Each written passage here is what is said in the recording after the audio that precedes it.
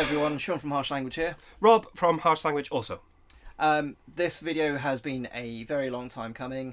About 2 years ago, Rob did a video showcasing his pedalboard and basically just kind of going through everything he uses when he's playing bass live, and why he uses it, why he enjoys playing with those particular pedals, etc. So I've been meaning to do this kind of thing as well. Yeah. And it's pretty much taken 2 years of just changing my pedalboard.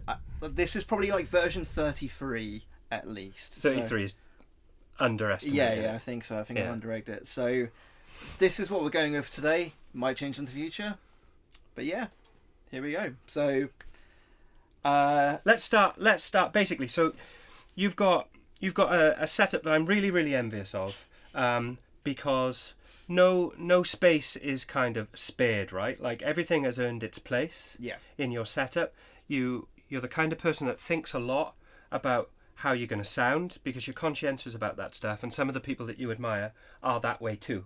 Yeah, definitely.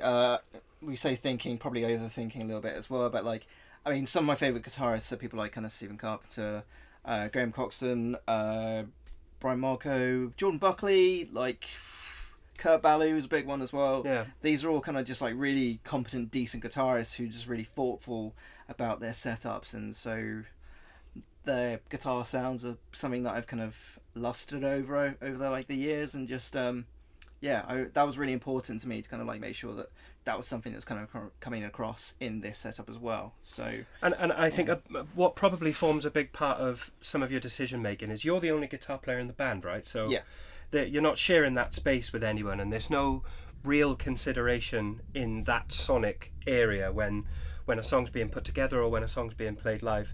That all of that sound space sonically belongs to you, right? Yeah. And also you have the burden then of having to fill that with just one guitar. Yeah, definitely, man. Like, I mean, you can kind of do stuff like use like doubler effects and using choruses when you're kind of playing McLean's to kind of like fill the space a bit more, like adding reverb, adding delay, which are both things which I do employ. And yeah, it's just about like not filling the space pointlessly. Like I want it to work sonically with like the vocals, with the synths, with what you're doing on bass as well. And so yeah, it is all definitely considered, not just in like in an EQ sense, but in terms of like what's being played as well. So and there's a lot going on in our songs electronically, which has all also been thought out very heavily by you, how that forms its own environment, like sonically. And the advantage that we've got there is because you're coming up with the electronics and you're coming up with the guitar, they naturally kind of blend together quite nicely, right? Because you're the sort of person that's conscious about that. Yeah. All right. So what's in your signature? What's your input? Yeah. So first of all, start with guitar. I use my two main guitars. I kind of swap between depending on day of the week, it seems. Today I'm using my Epiphone Les Paul Gothic. This was quite a recent purchase because I'm a little edgelord, and so I like to kind of put this little kind of happy little sticker on a lot of my on my guitars. These are getting changed out soon. Repping a bit of Stardew Valley with the Void Chicken on the scratch plate as well. Standard tuning, I tend to use 10s, Ernie Ball, skinny top heavy bottom maybe. Can't remember. Something. That would make sense. Yeah. Skinny top, heavy bottom. Yeah. So yeah, my other guitar, I mentioned Graham Coxon earlier. I also use a Fender Telecaster with like a butterscotch finish, which is really nice. Completely different feel. Obviously, like single coils on that as well, compared to the humbuckers here, which I do want to kind of get swapped out at some point. But yeah, this was Seymour's or something. I think so. Yeah, like Seymour's, maybe bare knuckles. I don't know. I don't want to go too metal. Because, like... You could put some, like, active EMGs in there. Absolutely not. I am not cool enough for such things. But yeah, so out of this, I am going into the Lazy Bear Effects patchbay. That was kind of mainly kind of just, like, tidy things up a little bit. From there, you're going into the Digitech drop pedal, which I use for just kind of changing the pitch for some of the songs, where we have some songs where I tend to play in drop D, and like it will just drop it down to like B for some songs, to C as well from like Melancholia. And the mark of the live guitar player, right? The cheat sheet done in painter's tape. Yeah, which I really, really love. It's got to be done, right? Yeah. Got to 2 equals C. Yeah, that's all you need. Yeah, which seems like a massively wrong Albert Einstein quote, but yeah. So from the drop pedal, we go into the Boss Octave OC5, which I use for kind of like certain parts of the songs. There's like one part in Melancholia that I use it for. It tends to be for like a lot of solo parts, just to help it kind of come out of things a little bit more as well. And it's also just like quite a fun effect as well, just having that just high octave. I tend to favour the high octave rather than low. But yeah, from there, that basically comes down into the HX Stomp XL. So you're on your noise gate, right? Yeah, so it goes straight into a noise gate to kind of bring everything down. From there, I've got a low and high cut just to kind of like control any low end as well, and also give everything a slight boost. Then that goes into my compressor. Got quite a quick attack on there as well, just to kind of keep everything springy. Yeah. So how did you go about? Because when I made my bass pedalboard video, a lot of the comments that we received were about compression and about compressors. So how did you come to deciding what your compressor settings would be? A mixture of things. My approach to compression is kind of similar to cooking, in that it's a mixture of kind of like reading up a few things and then completely ignoring all of it, and then just kind of finding your own way, basically. So okay, so it's like a trial and error thing. Yeah, exactly. So like I'll read stuff online and hear watch certain YouTube videos and kind of get an idea of like, if you want to go for like this sort of sound, then this sort of attack, this sort of release, this sort of sensitivity will kind of give you this sort of sound. And so yeah, just from there, trial and error, just seeing what sounds nice, what seems to work for how I'm playing. So and what are you looking for from your compressor as a guitar player? So I mentioned about like kind of slightly metal guitar before as well, but like I've got such a range of like influences, like talking about Stephen Carpenter and like some other guitarists. I'm looking for like quite a decent kind of like bright like sound as well, but it just helps it to cut through a lot of the time. So that's... Absolutely it does, yeah. And there's definitely a compressed sound, right? Like the new metal guys were like really compressed. I imagine definitely. Stephen Carpenter, Deftones, they have that thick. Right, I bet there's a lot of dollars spent on their compressors. There's a lot of girth there for sure in like what they're doing. Yeah, that's pretty much it. Just looking to kind of like just have that kind of fat stack of like distorted sound. It's a lot of it is for like my gainy sounds and stuff like that. Just wanting it to just kind of like have a instant like blah an impact, right? Yeah, definitely. Yeah. Cool. Okay. I think Kurt Bellow is quite like a big influence there for sure. Okay, that's cool. And then what you got next? So from there it splits off. So I basically run my distortion like kind of separate to kind of the clean chain as well. So you kind of get both sounds. You still get my clean underneath the distortion in the same way that you would if you were using like an effects loop. Okay. Nice. Yeah. So how does that work then? The Y splitter. What's coming down here? So down here you've actually got a imitation sort of like rat pedal.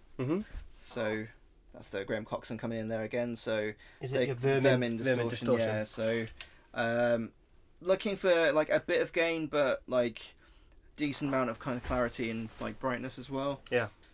And so that just kind of seems to kind of give me a bit of like a clean signal there.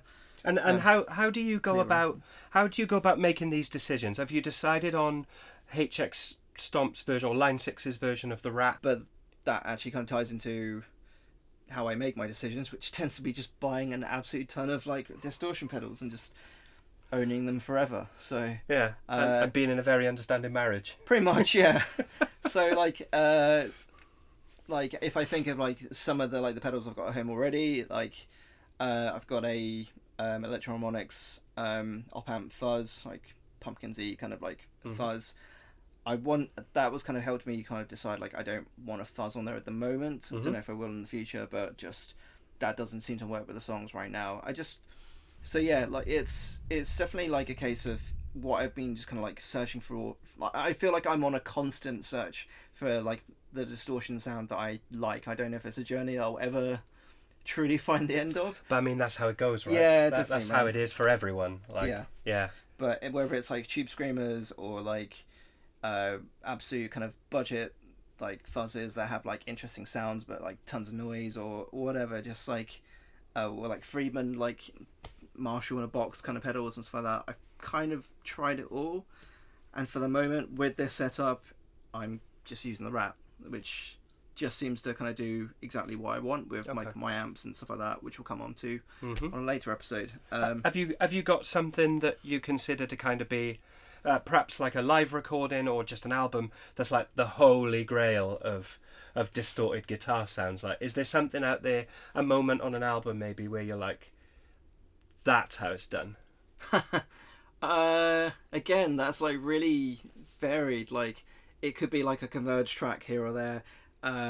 Diamond Eyes by Deftones definitely kind of comes to mind, and just like a absolute wall of noise, kind of like thick guitar tone. Yeah. Bits of Ocean Size. Yeah, all sorts. Headless for Heroes is actually coming to mind a little bit as well. Yeah, they've got a great guitar sound. That first album is just... All right, so we skipped something there, didn't we? So on the top level there, you've got the Horizon Drive, which is something that Line 6 added recently into their setup. So this is like the precision drive sort of thing. So you'll notice like the drive is actually a 0. This is like another kind of way of actually kind of conditioning tone a little bit. That's just something to do with like how that pedal is kind of being set up and the makeup of that pedal that just shapes and molds kind of guitar tone like quite nicely. Yeah. So, and I suppose this is quite a nice point in which to come in and address the elephant in the room, which we haven't addressed yet. Is we're doing a lot of this digitally nowadays. Yeah, we've made that jump, and there are critics of digital setups out there. But you've just highlighted quite nicely that you've picked a patch there that imitates a pedal that you know you've got a good idea of how that behaves. Yeah.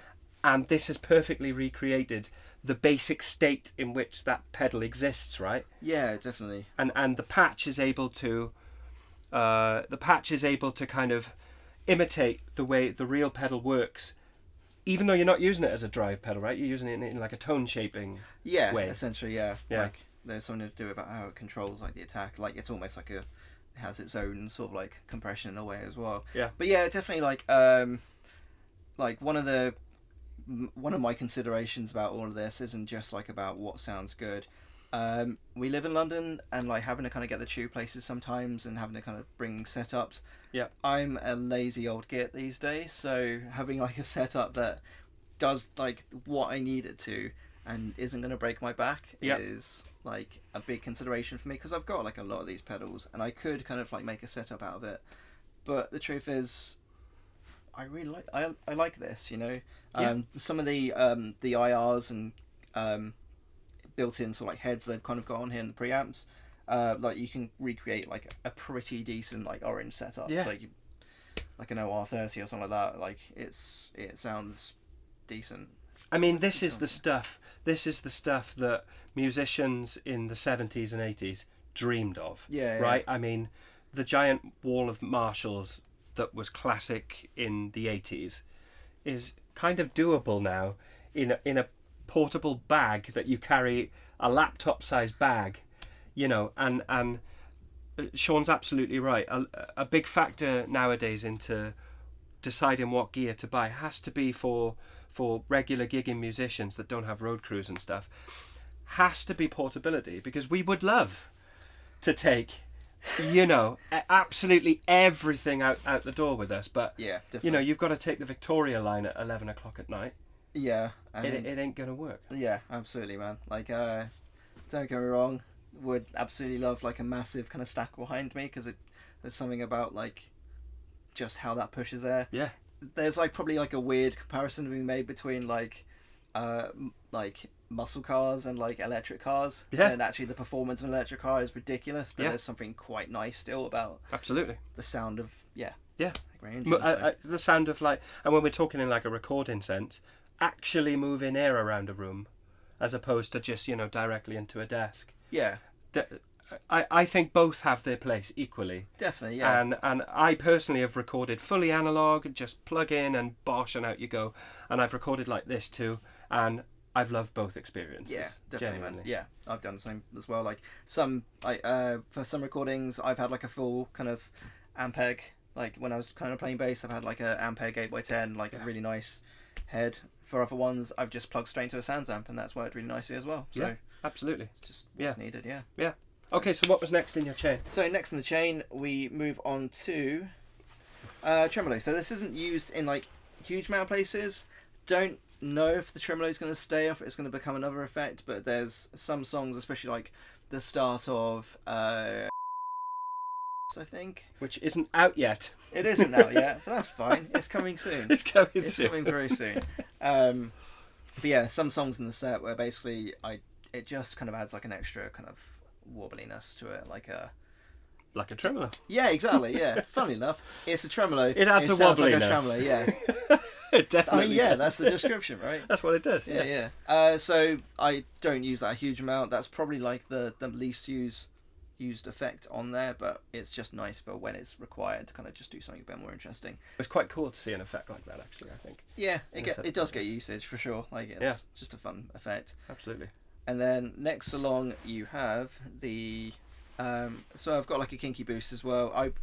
I tend to leave it on all the time and then take it off when I want it to kind of like, so it's just another way of like controlling the dynamic of the song, really. So there are some parts where I want to still have like a quite distorted sound, but I don't want it to be dominating like what's going on. Mm-hmm. So whereas like both on would be like a chorus kind of thing. It just means it'll still have that gaininess, but it's not going to be pushing tubes too much. So nice. So one last thing about the HX Stomp XL is it's got a built-in effects loop, and through that I run the Keeley Caverns, which is a built-in it has like a reverb and a delay kind of built into one pedal. So the reverb is really nice, has like a nice shimmer to it, and then the delay is just a really nice analog delay, a lot of kind of warmth to it, and it's just quite creamy. And you've got like all sorts of modulation kind of like settings there as well. So and you're a big reverby delay guy, right? Like a lot of your stuff is quite shimmery, quite shiny and sparkly. Yeah. So does a lot of that come from the Cavern? Have you developed that since you bought this pedal? Or? Yeah, definitely. There's been a lot of bands like Artangent and like in post rock and post metal bands and stuff like that who just use like a lot of shimmery reverbs, and it's just a sound that I've just always loved, and so it's kind of something that's just a bit more for me, really. It's kind of a case of like an effect shaping the song rather than the other way around. So nice. That's a very cool pedal, and I also wanted to ask you about this. Just to make it easier to hit it. So another reason why pedalboard looks like this is because I try to minimise the amount of tap dancing I'm doing when choosing pedals and stuff like that as well. So actually having something like a unit like this that has everything kind of built in one place, it just makes it very easy to kind of change one effect or change two effects at the same time and stuff like that. It just, because I'm singing as well at the same time, it just makes it like a lot easier. Yeah. So that I'm not having to think too much about it. A lot of it obviously comes with practice. Yeah. You could just say skill issue, get good, but I will never get good. But I think it's a really good point, isn't it? That it again with the technology, we're able to kind of, so the HX Stomp XL, you can map them individually by them. You can map any patch individually to any switch that you like. Definitely. So you can have them set next to each other, so if it's an effect that you use both at the same time, you're able to just angle your foot at the right angle and hit them both at the same time. Yeah. And that forms part of like the live element thought process that goes into setting the pedalboard up, doesn't it? Yeah, definitely.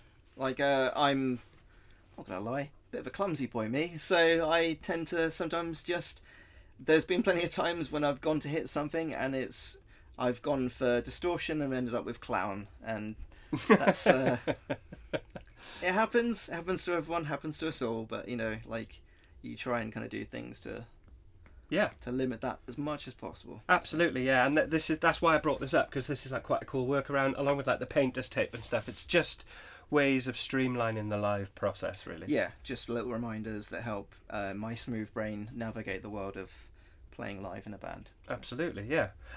So I think now would be a good time to maybe maybe play some like stuff from the set, perhaps some interesting little moments that involve different effects and stuff. Sure. And kind of show us how it goes. Yeah, so just first of all, like showing off some of that distortion, so something like Start Imperial Bedrooms, where it's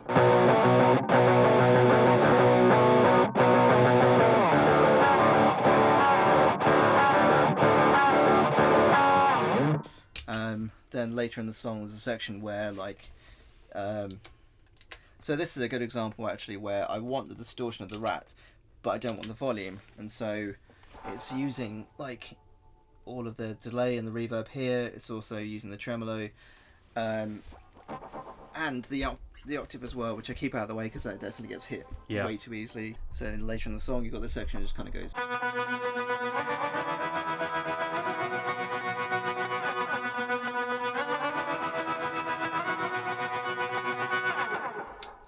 and let's have some fun with the drop pedal.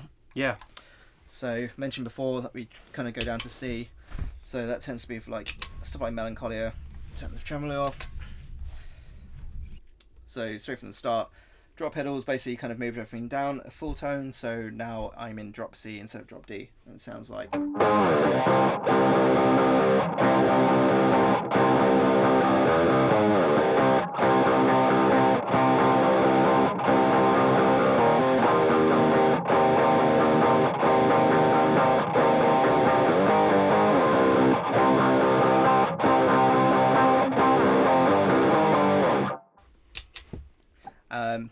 One thing I'll say about the drop pedal, it's a nightmare trying to record anything with it. Yeah. Because you obviously, if you've not got like really kind of noise cancelling like headphones, like on like decent studio kind of closed back headphones, you've got this horrible thing where your guitar tone is obviously in drop C, here in drop D, and it's a nightmare.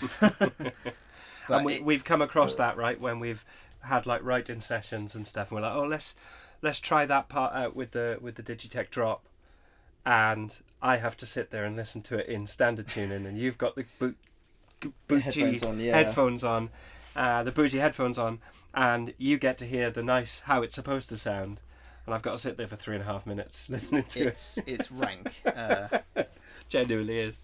Yeah. So, yeah. And there are some other challenges. I mean, this is a fantastic pedal, and I'm not entirely convinced that there's not something magic inside it, because what it does and how it does it, I can't comprehend how it works, but they're fantastic. But this kind of effect does have its limitations in that you'll find if you buy one, and you'll be skint. You won't have any money left, firstly, because they're not cheap.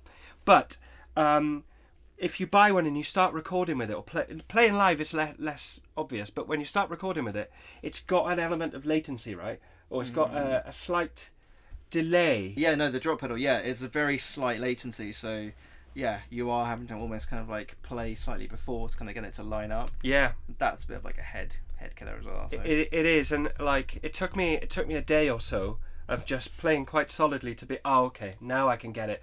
And when you're trying to hit I don't know, like a cymbal stab, or you're trying to hit like a stop, and there's just an ever so slight half a second delay in it kills you, doesn't it? You know. Yeah, definitely.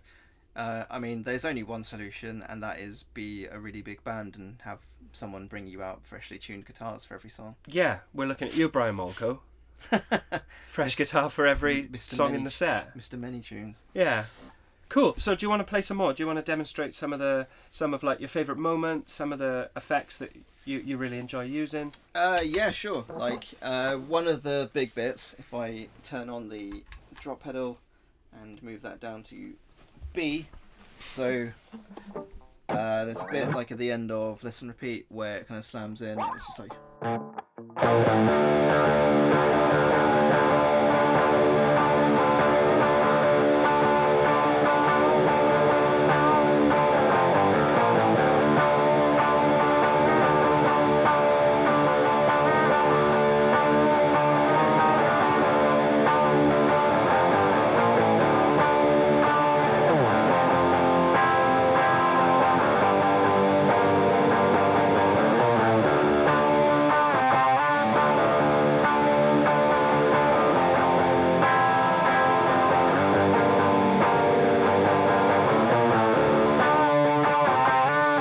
mean, talking about like wall of guitars as well, that's like a definite high point live. Just Yeah. hearing just how dirty that sounds, basically. Yeah, I remember we spent a lot of time thinking about how we could achieve that. Yeah. In terms of like practically with effects, and we've had conversations about like we didn't really want to create things within the songs that we weren't capable of doing live. Yeah. We've got a lot of synths and a lot of electronics going on, which we have a way of producing those. Yeah. But the guitars and stuff, it's all genuinely like how we recorded it is how we do it live. And I remember a lot of thought went into that outro for Listen and Repeat, because there's just two of us playing stringed things. And how do we make this really thick and punchy as if it sounds like 6 or 7 guitar players, really? Yeah. And I think you, with the help of this stuff, I think you really managed it, because that hits hard. Thanks, man. Yeah. So yeah, that's pretty much everything. I'm sure this will change in the future, and then maybe we'll do an update on the guitar. It'll change some by point. Monday. Probably, yeah. Today's Tuesday. It will change by Monday. Yeah. Hopefully not, but we'll see. But yeah, hope you enjoyed this video. Hope this was actually interesting and insightful to kind of look into this. We put a lot of thought into like our guitar stuff and what we're kind of doing. So yeah, hope you enjoyed hearing that as well. We'll be doing lots more soon. So yeah, and we've got a single coming out November the 1st, and we've got some other singles coming out just after that, and we've got an album on the way, which Sean's currently kind of mixing and producing himself, which it's a real labour of love, and we're really, really proud of it. So like Sean said, we are going to be playing live more, and we've got some shows to announce shortly. But yeah, stay tuned for more. cheers. Cheers. Bye.